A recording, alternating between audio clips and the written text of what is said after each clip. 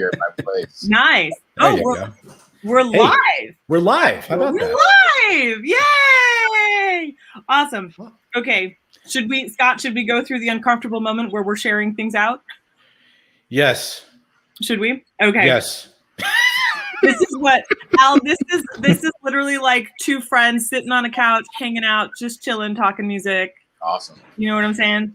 Love it. And one of our new neighbors just stopped by for a conversation. It's true, with a guitar. I hope you brought cake. Oh, I don't think I have grapes. Grapes are healthy. We need cake. Cake, man. Okay, welcome everybody. It goes well with the tea. Yes. Yes. Welcome everybody to the Gear You Hear.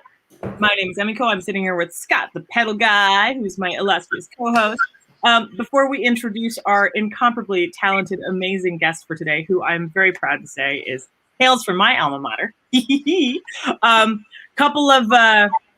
Couple of house rules for y'all. If you are joining us for the first time, thank you so much for being here. If you are a repeat viewer, then we thank you very much for tuning in again, and we very much enjoy your audience-ship. That's a new word I've just invented.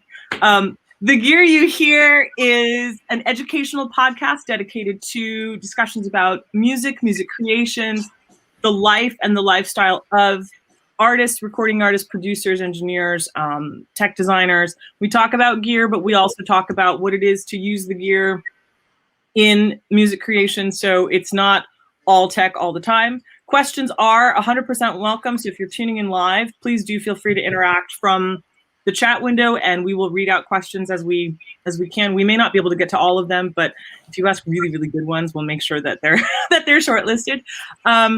There is no talk of religion, no talk of politics, no bullying, no sexual harassment. Well, really no harassment of any kind, to be fair. Nothing super divisive. Please don't troll, because if you troll, for those of you that know me, Scott and I will read out your comment and your name, and we will bounce you out of here, because this is a one strike you're out zone. Also note, if you are tuning in for the first time, or if maybe you're unfamiliar with our guests, which sometimes people are, and that's fine, we do encourage asking whatever your questions are that you have. There's no stupid question as long as it's meant from a good place and you're learning. That's great. The only thing we ask is that you please don't ask to be introduced to the guest, because this is not business networking hour. You can figure that out later by clicking on their link and talking to their management. So without further ado, Scott, I'm going to turn it over to you for the introduction of our guest, and let's get started. Well, not so long ago, in not a galaxy far, far away, but right here in Los Angeles, I reached out to my good friends over at Headrush, and I said, guys, we've got this awesome show called The Gear You Hear, and I'd like to get some of your artists to be a guest on our show. And so my good friend Brian there was kind enough to give me a list of artists and created some introductions for us. And probably the fastest reply I ever got was from our guest, Mr. Al Joseph. And I quickly started acclimating myself to his music and his style of playing, and it has just been a real pleasure to listen to everything that you've done, Al. And I'm looking forward to hearing some stories and hearing how you head rush, because I know that's something we definitely want to touch on today. And he's got a new album out called Labyrinth, and really cool, ripping stuff. And this is going to be a real treat. So, Al, thank you very much. Welcome to the show. Thanks, you're looking down, and you're looking up, and I'm looking down. So I've got two screens going, like, so I should. I have the same thing when I do live streams on Saturdays. I keep looking up. Like, okay. one of my followers is here right now. Cool Music Tech. He and I have been throwing jokes back and forth while I'm doing this stuff. So, Al, welcome to the show, and it's a real pleasure to have you here. Thank you. It's a pleasure to be here. Excellent, bro. Excellent. So, you've got new music. Yeah. I haven't really had much time to practice it and perform it quite yet. The pandemic's been kind of weird, but I took my sweet time with this one, and I'm really proud of it. Got some pretty cool feedback from some idols of mine that I didn't think I would hear from, so that was pretty cool. And yeah, I'm happy it's out finally. Excellent. Yeah. And so the name of the album is Labyrinth, correct? Labyrinth, yes. Awesome. And so in our dialogues before we did the show, Hive Mind is no longer, or is that just on hiatus? It's kind of we're kind of revamping a bit. What we did before was kind of a quick project that we worked on with some friends of ours, some managers, and they decided to kind of turn into a label, and it wasn't kind of the vibe that we were going for. So, but prior to that, my brother and I had already finished an entire project of work. I'm singing on it. It's a lot different. It's a lot more dynamic. So can't wait to get back into that and get that out to people. So we're currently working on that right now. Excellent. Nice. Super pumped for it. Super pumped. Excellent. Yeah. So is there is after COVID's, kind of come and gone, which I'm hoping sooner than later, as we all are, of course, what's the plan? Is there a road tour planned? Yeah. I think what we want to do now is focus on social media and I think that is the strength nowadays. I think touring and going out and playing will be always in the background of our mind. I think when we're ready and we're kind of taking over, if you will, online and really capturing our audience and putting out stuff that we all feel that we're a part of. And that was the other thing about Hive Mind. It was like I was writing everything, Mm-hmm. So, I want everyone involved in this one, all this coming up music. So once we get to that point, I think it'll be, we'll be ready to start playing in the West Coast. And I want to start here and build an actual fan base here and a following here as far as the live shows go. And then start talking about tours and stuff of that nature later on. So. Right. Good enough. I've got a question for you because you're the first. So this makes me really happy. You're the first person that we've had on that said, yeah, touring is always going to be there, but I really want to focus on the social media aspect of stuff now. And yay, because that's sort of what's kept the industry going this whole time, those who were able to pivot quickly, as you know. During the quote unquote downtime, right, through COVID, God forbid, how have you managed to expand any of your gear? Like, have you been able to delve into stuff that that you're like, oh man, I really want to experiment more with this pedal or with this setup, and now I can really perfect it? And has that affected or augmented your production in any way? And if so, how? How so? You know what? I'm glad you asked that. So recently, I've been able to dive more into the Headrush board. So when we were on tour a few years ago with Angel Vivaldi, we had a touring manager slash, he was a tour everything, this guy. He was so cool. And we had amps up there. I'm a purist, so I love to use the Laney stuff and have all the roaring amps on stage and all that. But he said, why don't we try just the Headrush just for one show or two? And I'm just like, okay, not that Headrush sounds bad. It's just that, you want real amps and stuff like that. But I got to tell you, after that, I haven't played one show with a real amp after that. It's just so I've been going through and recently just trying to just dive into more clean settings. A friend of mine, Stel Andre, he's another Kiesel artist. He was walking me through his setup because I love his tone. He's using AC30, and so I have that going on right now. I've been messing around with the Lead 800, and of course the Mark II C+, which is like my favorite amp of all time. So yeah, I've been able to kind of just go in and play with stuff, like for days at a time, instead of like, okay, this sounds good, let's roll with this type of vibe. Right. So, yeah, I've been able to do that a whole lot. And do you feel like that's affected your, I say affected, I mean in a good way. Like, do you feel that's impacted you as an artist personality, like more holistically, like, oh, hey, now I'm more comfortable with this stuff. Maybe I want to not just incorporate this for the music creation and production side, but I'm looking at the way that I'm creating differently now. Yeah, absolutely. And that's the main thing. Because for me, I'm so used to that Mark II C+ Dream John Petrucci sound, and I love it. I'm never gonna lose that. But it's amazing what'll happen if one of your friends are just like, hey, try this, and you're just like, fine, I'll try it. And that's what pretty much happened, you know. So yeah, it's been super inspiring, and to have all these beautiful guitars here and have them all so different, and that's another thing, part of my gear. I just got this today, by the way, like an hour ago. Thank you. Woo. Yeah, so nice. It's like, yeah, appreciate it. So but just to have, like, say like this guy, you know, like this is obviously so different from a lot of the prog stuff that I play, right? So it's really I'm trying to write a Spanish sounding song at the moment, really. So it's just all this, you know, all this downtime to kind of sit with your gear instead of saying, oh, I need it like this for this show and this and that, you know, for this recording and all that. Yeah, it's nice to have that. Nice. Yes.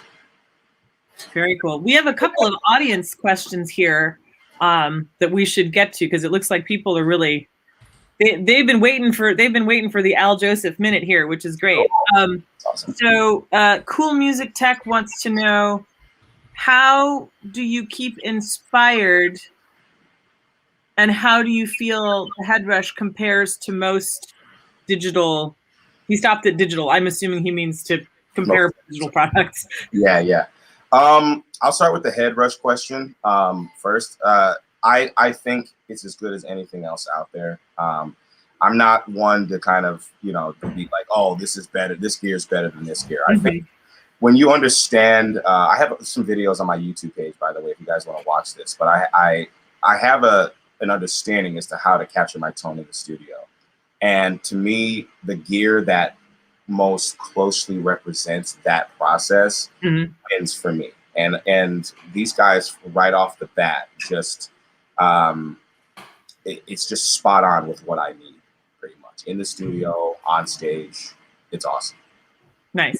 Yeah. And as far as inspiration goes, I like to live life. You know, I mean, if you guys follow me on Instagram, I'm always you know, spending time with my close friends, you know, with my girlfriend, with my brothers, with my sister, you know, that all that stuff keeps me inspired, you know, and it's tough out there. So much music. It can be intimidating. You just want to get away and just remember when you first got into the instrument, when it first captured you, and drew you in. Where was I? I was around family. I was around friends. I was happy. I was keeping myself in that space. So that's what I'm trying to do right now. And of course, great. And of course, keeping yourself healthy too throughout all of this. Keep yourself healthy. Yep. Did he freeze? Healthy. Yeah, healthy. There you are. Okay. Sorry. Yeah, you guys froze for me too. Yeah, but yeah, staying healthy. Yeah, staying healthy and staying, you know, physically and mentally healthy. Yeah, that's a huge part of it. You have to do that. Have to. Yeah. Absolutely. Leighton has a question. Wants to know: do you use a DI box between your Headrush and the house, or tie in direct to the house, i.e., 1/4 inch to XLR? 2 XLRs, stereo, and left and right. That's it. That's all I use. Okay. Very cool. Yeah, I've been I've been a Headrush supporter since like the beginning, and I've got one right here next to me right now because I'm shooting new content for it. Awesome. Because hinty hint hint hint, there's things coming next week, people. We can't say anything yet, but if you follow my live stream on Saturdays, you'll get the picture pretty quick. There's and also, you know, because my channel is known for like a couple of things. One is Headrush. The other is the Digitech Trio, because I guess I'm the only guy who actually got the manual out and learned how to use it. So thousands of views on those videos, and you know, a lot of the followers for Pedal Guy have known that, you know, Headrush was the first modeler that I really got behind, and like you know, I've been pretty critical of amp modeling over the years, going all the way back to like the first version of Guitar Rig, and even the ones that came before that. And some of that was just god awful, but I mean, it's come a long way since then. And yeah, Headrush was one that I honestly had the lowest expectations for, because it was like, oh great, another amp modeler, just what the world needs. And then I listened to it, and it was just like, it was a slap in the face. Like, wow, it actually sounds really good. And I could put my telly, I could put my I can put my Explorer, I can put all that stuff through it, and it sounds great. Yeah, it's like they took their time with it. They took their sweet time, and I was using the Levin rack before that, by the way. Right, which was, like, of course, the predecessor. Yeah, and that was fine for me. This is just even better. It's all on the floor, and they're able to update and keep up with what everybody's doing. I mean, they're killing it for me. Like I said, I plugged it in live, played it on tour, never broke down on me, never got weird. It's a solid piece of equipment. It's professional. Never spilled beer on it? That's a good. That's always been my fear about bringing that stuff to a stage, would be like, you know, how do we keep the drinks away from it? So I got a technique question I got to ask you. Sure. Because I watched some of your videos, and the Hive Mind stuff I was watching a bit, because, you know, and I'm sure Emiko can relate to this, even though she's on a keytar and I'm on a guitar. That, you know, singing and playing at the same time can be a real struggle. Yeah. You know, I've watched all these players over all my life, like, you know, Eric Johnson and the likes, and, you know, playing as intricate a parts as you do, how much prep work has to go into that when you're putting it together for like a live show? A lot, you know, like my bandmates are like, when we're writing, they're like, you're insane. But it's like, for me, it's what I do, it just really depends, but mostly what ends up happening, like say for Assassins, that was a tough one. I'll start super slow and really simplify what I'm doing in my mind, and try to bring them both together. Really, when you're singing and playing, it's like just doing them both at the same time. There is no right or left brain with that. So I try to keep it that way. And, you know, lo and behold, it does turn out the way that you want it to. I was able to do it. So I don't really have any like technical like exercises. I would just say dive into it and just break it down and put it back together and twist it around any way you can and make it work. Just start slow, and then, you know, with the progression, then speed it up as you go along. Yeah. So I got to jump in here because this is making me giggle. So Al, how long were you at Berklee? I was at Berklee for 3 semesters. Okay. And with that, well, you've left now. So where were you, on campus or were you living off campus? I was living on Mission Hill. Okay. So, pardon? Yeah, if you know where that is, that's like Jamaica Plain. Right. Yeah. Okay. So this is something that, Scott, maybe you have not experienced, but I don't know. Al, I'm sure you went through this because, especially being a guitarist, sitting in the practice rooms, doing scales, starting off slow, and they always tell you, you don't go any faster than you can do the entire thing, right? You only go as fast as you can perfect it, and then you keep going, and then you keep going, and then you keep going. Yeah. And how many times, I don't know if you experienced this, but when I was there, how many times I walked through the practice rooms and I saw people banging their heads against the wall. You're making like this. There's so much pressure. You got all these musicians there practicing, and you gotta grade, you've got a proficiency test coming up and all that. So live performance, ensemble stuff. Oh my gosh. Yeah. Crazy. Yeah. That didn't happen to me. So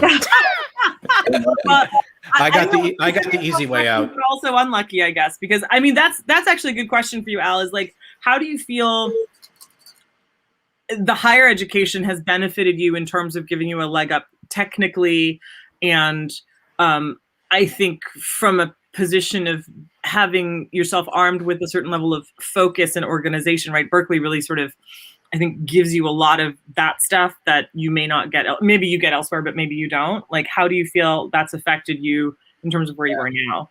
I think you got to be careful. I have friends that are like, hey, should I go to Berklee or should I go to MI or something like that? You got to be careful and make sure you know what your goals are. But I think if you're there for the right reasons and you're kind of in that nice Goldilocks zone, if you will, it's going to give you a major focus, and it's going to make it very real to you. I don't like to use this word for music, but it's going to give you a feel for what the competition is. Yeah.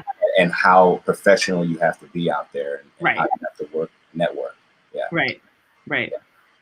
No, that's true. I think like, I feel like for a while, like, because you and I are a few years apart. I won't say how many, but a few. But when I was there, like, it was the ensemble work was all about how many notes you could fit into like 8 bars, right? Yeah. And then there was a period where it was like it wasn't really about that. It was about feel, and it was about long tones and like, you know, counter melodies and stuff. And so I feel like each graduating class or even each generation has their own thing that they end up with. But what's so cool is like, I feel like you can always tell somebody who's an alum because of their work ethic, their understanding, and their ability to put things together that maybe others don't have. Right. Yeah. I feel pretty blessed myself, because I mean, I grew up in the music industry with my family. I'm gonna put you guys in this screen. This is a lot less awkward.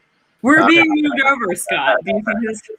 I can dig it. Right into view. Okay. So yeah. So I mean, again, I think it really depends on who you are, and how focused you are and what your goals are. You know, like I went to Berkeley straight from Penn State, you know, so I'd already gone to school, done all that. So I was like, okay, just music and I don't know, maybe a financial kind of garrison to kind of figure out what the game plan is.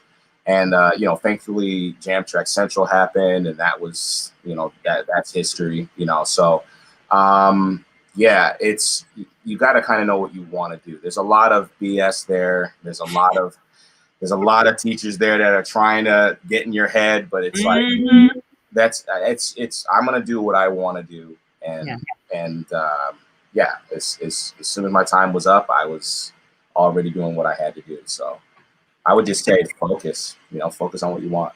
Right. Absolutely. By the way, I love hearing these stories, because my scholastic career took a bit of a right turn, because I decided early in getting into college, Cal State Northridge, which at the time you could play your radio and get in there, because it was after the earthquake in Northridge, and you know it was still pretty much a car wreck. I decided to change course and went into music business rather than concentrate on the instrumental side of things. So I was always so guitar playing was always in the background, and then of course getting into the technology thing. And I worked with a lot of people at Berkeley on that, because I ended up working, with Steinberg and with Cakewalk and all these other companies. So I always talk to the instructors at Berkeley about a lot of that stuff. So it's really interesting to hear all these developmental stories, because I never had to worry about the scholastic application of my playing, which may or may not have hindered me. But then the worst thing is working at a place like at GC Management, which was another part of the job or the career. And there's so much freaking talent in that building. Like the guys who rock the Excel spreadsheets most of the time, but they actually do play really well. They would just noodle during the day, just sit around and just noodle. And the stuff they would come up with, my hair would change color. So I ended up, just basically being very like, whoop, I'm going to stop playing electric, and I'll just concentrate on acoustic only and just, keep working on my singing. And then as soon as I started the pedal guy, I was like, nope, I got to grow a pair, and I got to start playing again live and just let it just go the way it's going to go. Yeah. And so, being really hip to social, here's a question for you, Al. So, and I'm sure, once again, I'm sure Emiko can weigh in here too, is that, how welcoming is the audience to your playing? Meaning, like, do you have like a lot? Do you feel the support is there in the community? I know you've got a really big following on Instagram. Yeah. And you're establishing the YouTube channel, and it's growing. Yeah. But what I've come to find is that for every 100 nice things somebody says, there's always going to be the one guy that's always going to be the a-hole. And for somebody who really does work a lot on your guitar playing, so where do you compartmentalize that?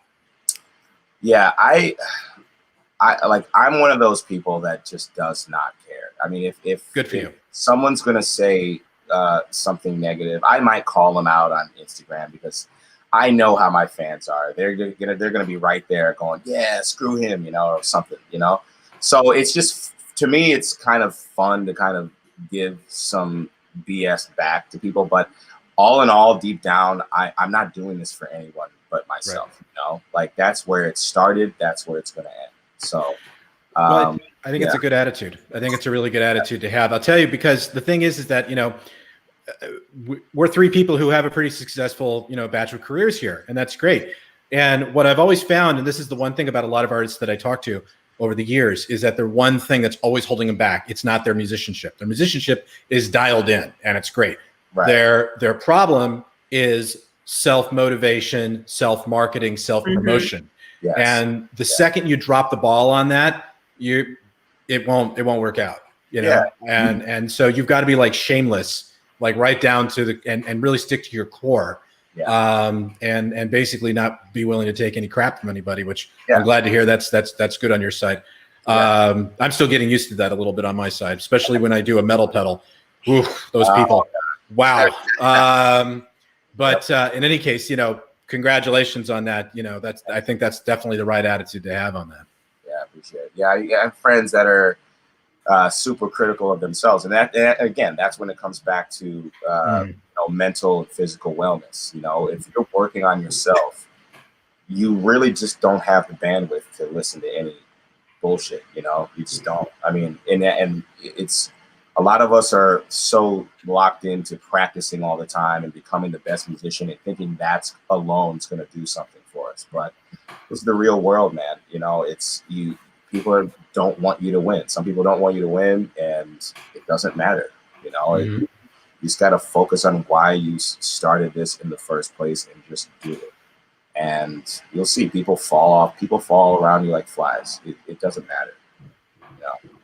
So speaking of not winning, what happens if you're ever in a situation where somebody sends you a piece of gear and asks you to either beta test it or incorporate it into your rig or whatever, and the gear just is horrific? Horrible. That never happens. That never happens. Al, you only get great pieces of gear. Clearly, no lemons. I mean, I'm not asking you to name anybody, no bashing, but right, I mean, as an artist, like, what is your process for determining, wow, does this work for me? Versus, is it just a really horrible piece of gear? What's your protocol? And then how do you go about facilitating, say, sending it back or graciously bowing out or, you know, not using it?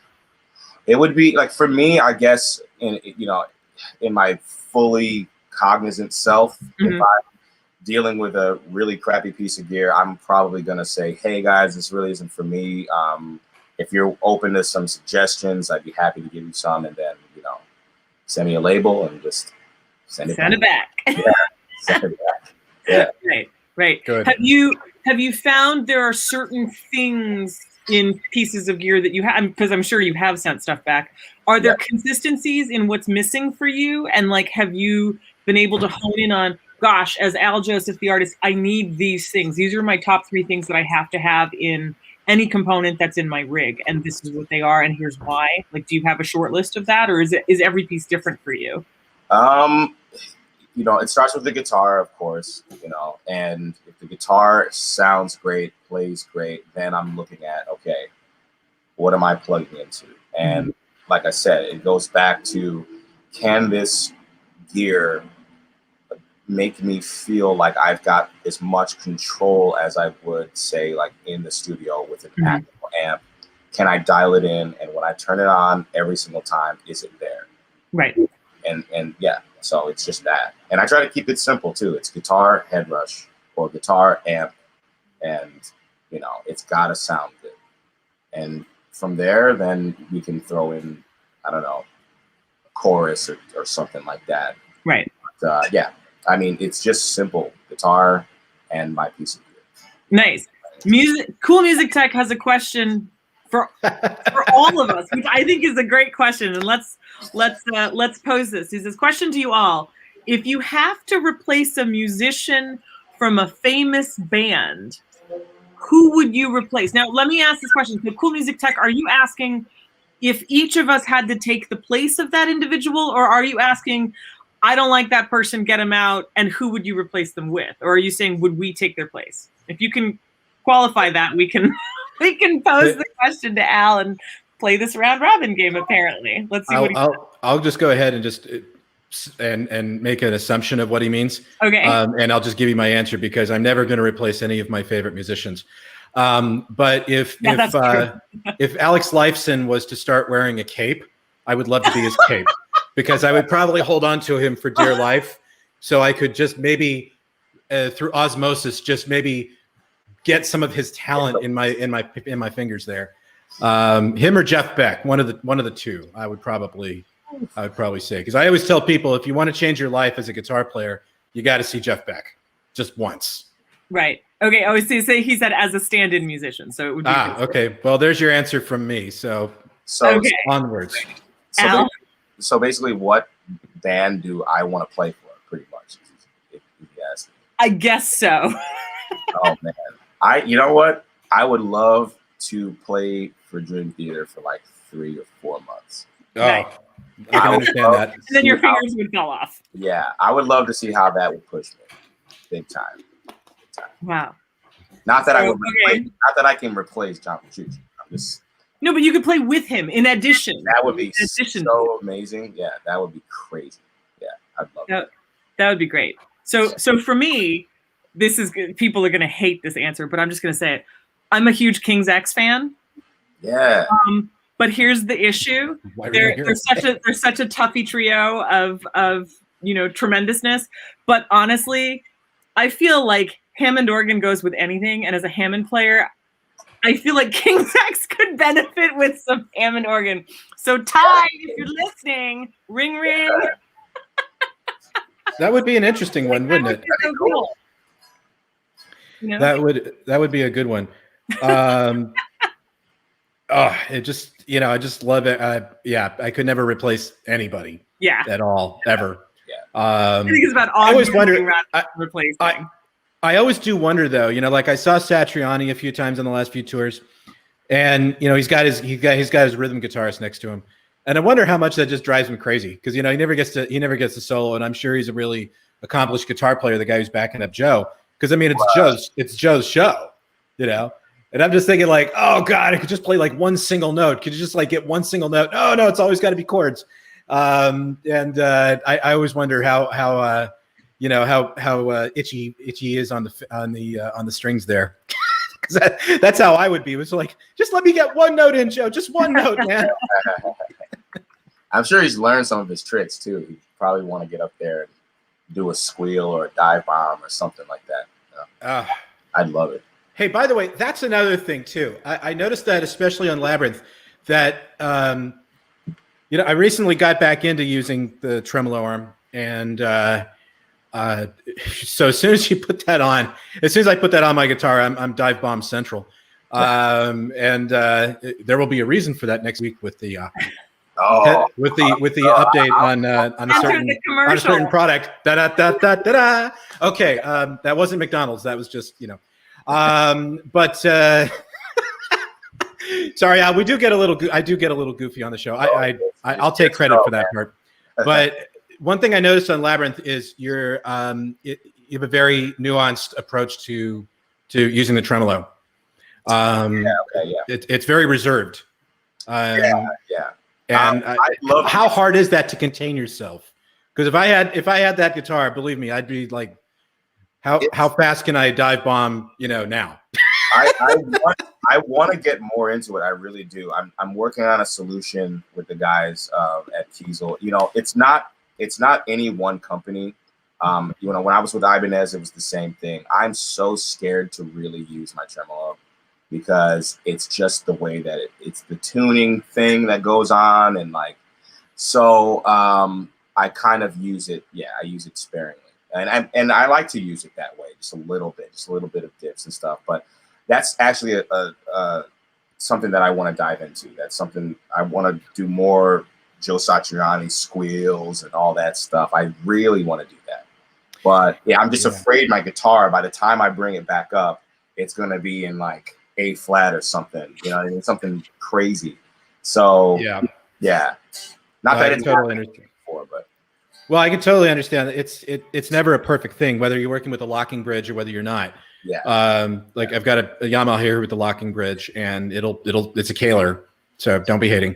Because I know there's people who love Floyd Rose and there's people who love Kalers. I'll use basically anything. I have no preference either way. As long as it works, I'm fine.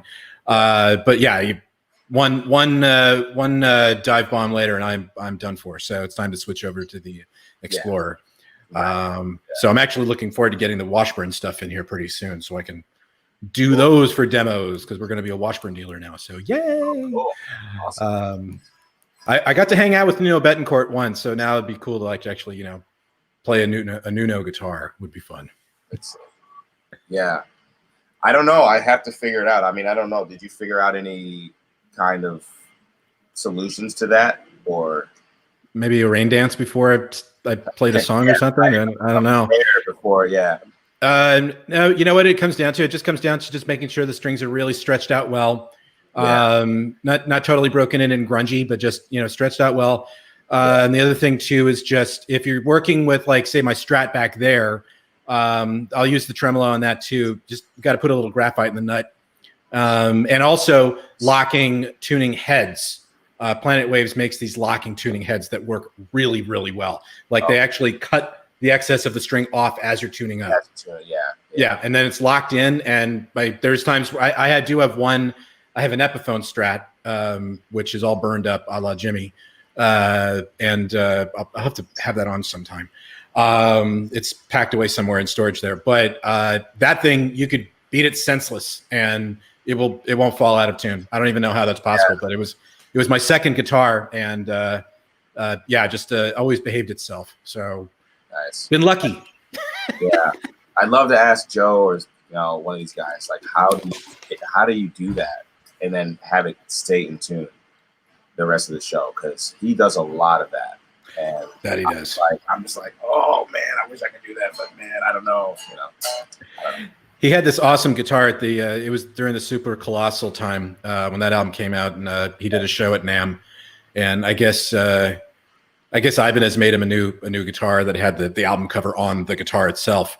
Unfortunately, where his head was positioned on the guitar wasn't so advantageous, and he made a joke out of it at one point, saying because of his picking style and everything, it looks like I'm picking my nose, because the pick was literally at where his nose is on the image there. So.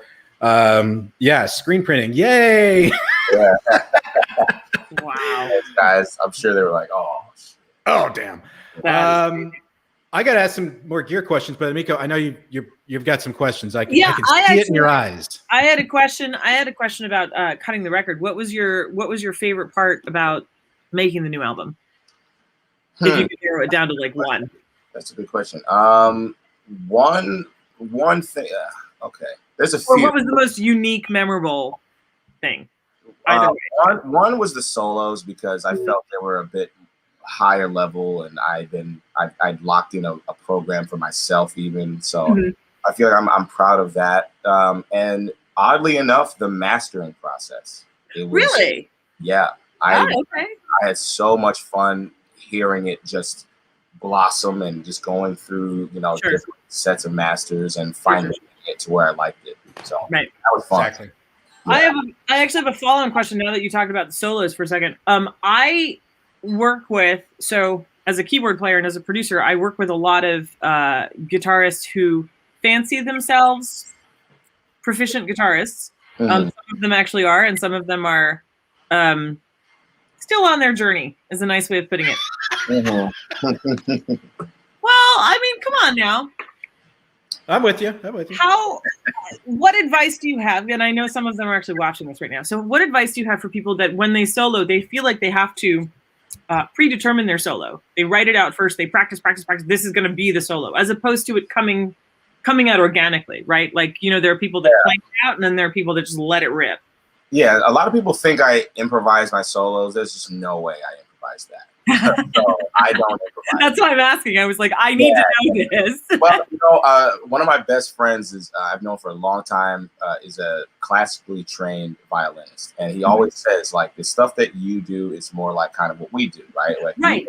We want to learn what the thing is to play, interpret it the way it is, and master that art. Right. So there are pros and cons to both. You know, for those jazz guys or fusion guys that want to improvise most of the time. Yeah.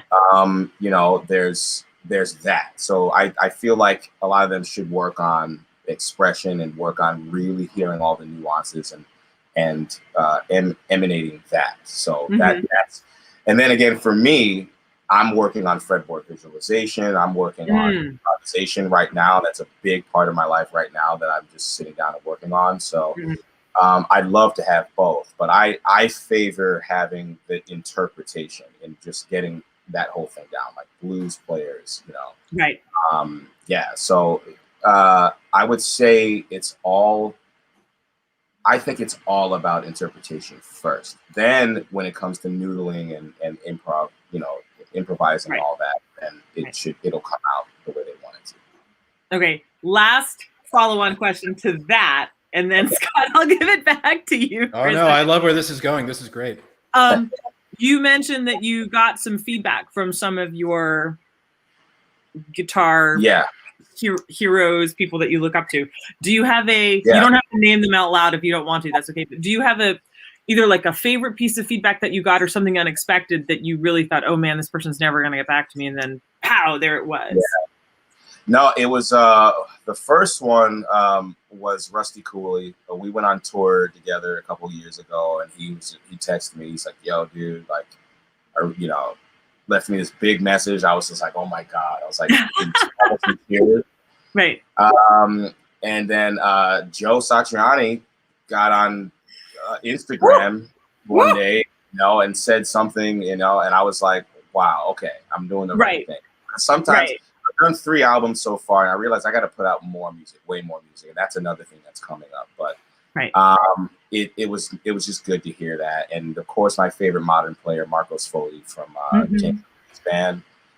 He's always shown love and support and stuff. So and many more players, you know, like that. So yeah, that was awesome to hear that from those guys. That's, you know what I love about that, Al? I got to tell you is like, because, you know, there is a lot of competition in music, but the fact that people are so supportive and they're cross-promoting and they're co-promotional and they're championing each other, there's room enough in the industry for all of us. If, like you said, if we all do our thing, get good at our thing, focus on that one thing or however many things it is, and just be true to your character, be true to your mission, why you're doing it, there's room for everybody. And the idea of cutting people down is just, it's sort of ridiculous. I mean, it's counterproductive, obviously, but the fact that your idols get to celebrate you, I mean, how beautiful of a story is that in the middle of a pandemic too? Like, that's awesome. Right. I know. It's great. And that's awesome because I want to be that person, you know, like I want to give people encouragement, and I try to do that all the time. So yeah, you're right. You're so right. Like, I have friends that are so worried about how many guitar players are on Instagram. It's like, dude, who cares? You know, it's like you're not. It's not our world. You know? Right. Know? And no, sorry. Go ahead. No, and it's just that, you know, if you're out here to give encouragement and to spread the lifestyle of what this is, it can really grow. But I feel like there's a lot of internal things that a lot of us guitar players out there need to work through and need to kind of grow up and be a man or a grown woman about, and just be like, look, this is what I love to do. I'm glad you're doing it too. Let's have a jam and let it be that. Like, yeah, absolutely. So, I mean, the flip side is like, there are, like, I play guitar and there's like 3 of us. There's literally, there's like 3 of us. So we don't have anybody that we can go to go, hey, what do you think of this? Or, hey, what about this? Right. So like the fact that you guys have a community. And yes, I understand sort of the shark circling and people being insecure, but there's also a tremendous amount of support there. And if you're in the wild on your own, or there's just 2 others, it's lonely when the wind blows, you know? Yeah, for sure. So it's definitely something for any guitarists or bass players that are out there that are watching this. It's like, if you feel like there's too much competition, maybe look inward and say, hey, I'm not competing with these folks. I'm here to be with them. I'm here to be my best self. And help however I can, and hopefully they'll help me back. And if they don't, they're a-holes and you write them off, that's fine. Whatever. Don't stop. You keep going. Right? That's the thing is there's two keys there. It's humility, right, and just selflessness, and just being ready to work with everybody and collaborate. And true humility. A little humility goes a very long way. Yeah. And I think that's key. That's definitely a key. I want to ask a gear question. Sure. Because you did talk about mastering, because that is something close to my heart. I went to Abbey Road a few years back and I saw their mastering suite there, and I thought that was pretty boss. Because it is in itself an art form. If a mastering, for those of you who are on the show right now listening, I'm not sure how many of you guys have mastered before, but when you take your stems to a mastering house, that's a whole other thing that goes into really bringing the magic out of the mix and making it stand out. So it's not just going to be another Me Too sort of sound. So what was the process? What gear was used? And where did you go? I am going to get burned alive for this. Anything you're not comfortable with saying, you don't have to. No. It's cool. Well, I'll start with this. The first thing I learned about it was that no matter where you're at, you have to test it out on multiple platforms, different speakers, headphones, all this. And so I mastered it on my system. I mastered it in my headphones. I ended up going with the headphones master on this one. And not to say that it's the best master in the world, but it's the master that I was proud of. And I listen to it even today. I'll put it on and just listen to it along with the other stuff that I'll listen to, and just to have that feeling of like, yeah, all right, I like this as music. I like this to listen to is big for me. I mixed it in my headphones. A lot of people do that now, and there's nothing wrong with it. Before anybody goes, you mix it in cans, the answer is yes, you can mix in cans, and if you don't know how to do that, then you need to learn. So that's awesome that you did that. Yeah, there was this Berkeley professor, I forget his name, but this guy's world-renowned producer and mastering artist.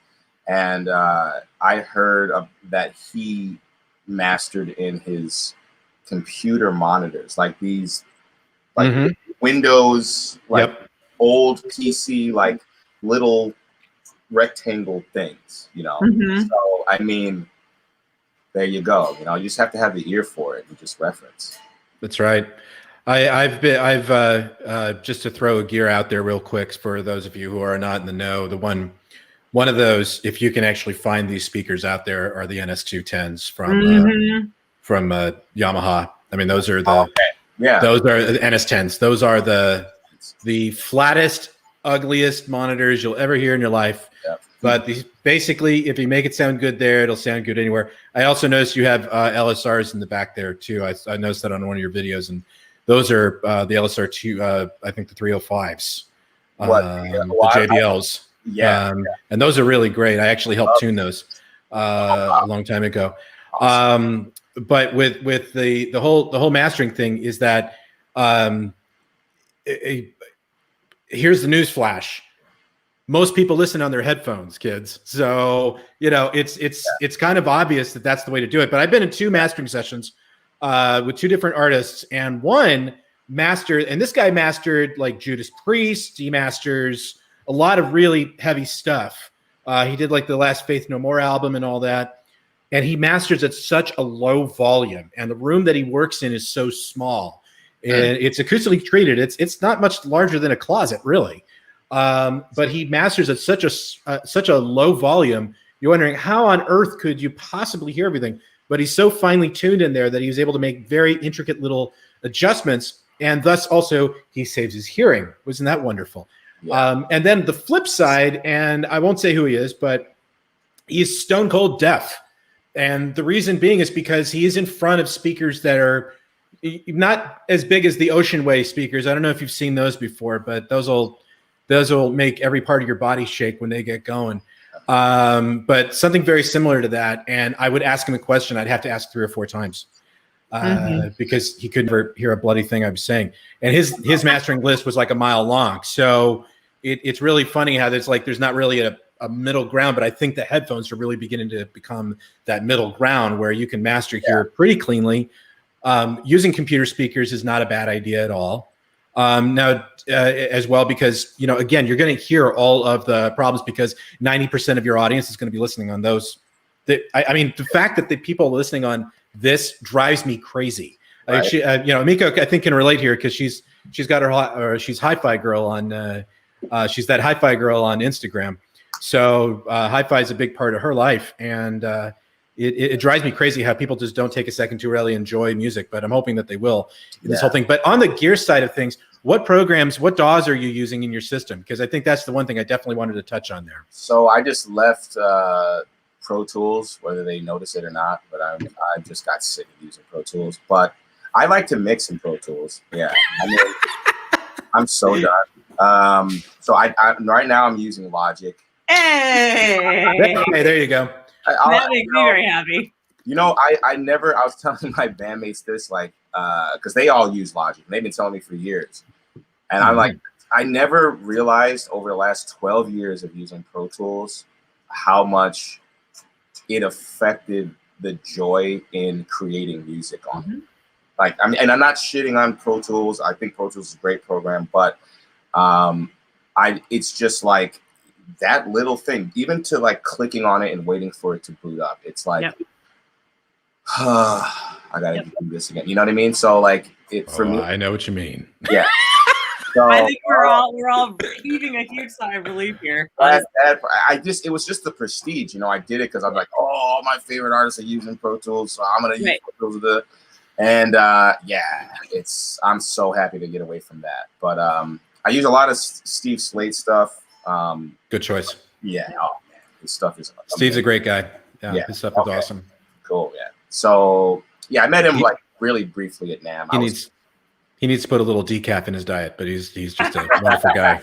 The most excitable guy I've ever met in my life. That's why he's a badass, man. Yeah. Well, the Raven. I mean, need I say more? Yeah. Sick. So I tell you, I'm going to date myself here for a second. But I used to use Logic when it was on PC, and you want to talk about a hair color changing experience, trying to set up an environment in that version of eMagic back when it was called eMagic Logic. We call it eTragic is what we used to call it as a joke because it was such a pain in the ass. But you could do so many things to that, to just one MIDI note. It was ridiculous. And so, yeah, I'm really glad to see how it's evolved. When I wrote my book on Reason, I had to use the most up-to-date version of Logic at that time. And I was because I had a whole chapter on how to use Reason with all of these other apps and through Rewire. And it was one of the apps that I was the most reluctant to get behind because of my past experience with using it. And I was pleasantly surprised myself. And that was like 10 years ago now at this point, I think, when I did that book or that update to the book. And so, yeah, I totally get it. Look, Pro Tools is, I could give you a million reasons why it is what it is. But you know, I say whatever doesn't stunt your creativity is really the one to go with. That's the big thing. I look forward to clicking that button, getting in there, knowing how everything is set up, and just knowing that what I create is just going to come out in a natural process, like in a band, where it's like with Pro Tools, it was just 4 hours of setting up, you know, routing, buses, this, that. It's just like, man, it's a load off. I hear you. So we have probably time for about 2, maybe 3 more questions. So I got to ask you this, sort of jumping off from the Pro Tools thing, going into the original "There's Room for All of Us" thing here. Sure. Do you have a piece of gear or a guitar in your collection that you know is widely panned as being not great, whatever the critics, but you go, no, man, this works for me. I love this. I stand by it. It's part of my career, you know? I mean, you know, naturally, I have tons of guitar friends with tons of different opinions of stuff. I mean, all my guitars are Kiesel now. So I really mean this. I love them all. Like, I cannot believe how thorough Jeff is with. And I remember when I left Ibanez last year, and I we played a live show at the Whiskey, and I was using this one that I grabbed from the NAMM show, and I didn't officially go with Kiesel yet. But I just remember at that show plugging it in for real, loud and live, and going, "This is what I've been missing." Like, wow, here. Yeah. So yeah, I mean, out of all my Kiesels, that same one, I'm trying to get like I can't say anything about it now, but my customs, I'm trying to get them to that point, you know. So I love them all, but that's probably the purple one. Nice. The That's guitar. great. Yeah, for sure. That's great. That's great. Are you looking forward to NAMM 2022? Yes. Yeah. I miss all my friends. Safely in person. Yeah, man. Yeah. Yeah. I miss all my friends. We actually did a Zoom call, you know, the same NAMM crew. So miss those guys. Yeah, it's weird to not. It was weird, right, Scott? Like not trying to meet up and constantly missing each other. And I can't hear you. Where are you? Which holiday? Oh God. This year was very bizarre in that sense. I feel like January was missing. Right. It was weird to say the least. You know, this would have been my 25th show. This year would have been my 25th NAMM. And I'm a baby by comparison to some of the old timers that are there. I will say my feet thanked me for not being there. Yeah. That's a good part. And there was plenty of beer around the house here, so I didn't miss anything from the little microbreweries that are in there. Except that you didn't burn 500,000 calories in 4 days and drinking offset it, right? So it was just that is true. Yes. The beer, not burning the calories at the same time. That is true. Yes. Okay. That was one downfall for sure. Yeah. Absolutely. Anyway. Scott, last question. Do you have one? Oh no, I don't have one at the moment. We've covered like just about everything, and I think this has been a wonderful interview. All right, I'll have one last question. And off to you, Emiko. Okay. What is because with the pandemic, it seems to not be leaving us anytime soon, unfortunately. Yep. This is the standard exit question, I think, that you get in all your interviews. Sure. What's next for you? If you're allowed to tell us what's coming up on deck. Yeah, sure. There's so many things. You know, obviously myself and Jeff, the guys at Kiesel, were working on some stuff. Yep. The band, which is now named Hyperion, so look out for that. There's going to be lots of different singles. We're going to be trying some different things out. It's not going to be all progressive metal and heavy, so I'm happy to get into that. And just more solo work and more grinding on Instagram. Very cool. Very cool. And are you open to, usually once the live stream finishes, it stays up forever because the internet is forever, as you know. And people will usually catch the replay, 2, 3, 4 days out. If we have questions coming in, can we forward them to you so we know that they're going to be answered? Absolutely. Awesome. Excellent. Well, in that case, everybody, thank you so much for tuning in. Al, thank you for being such a wonderful guest today on The Gear You Hear. We really appreciate your time. Thank you so much. Thanks for having me. And I guess we will see you guys in 2 weeks. As you know, The Gear You Hear is every other week. So not next week, but the week after, we will be back with another guest. So please stay tuned. And in the meantime, if anybody thinks of any questions for Al, you can always type them into the chat. We'll make sure he gets them and get you an answer back somehow. So otherwise, thank you all so much for watching, and we'll see you in 2 weeks. All right. Bye, everybody.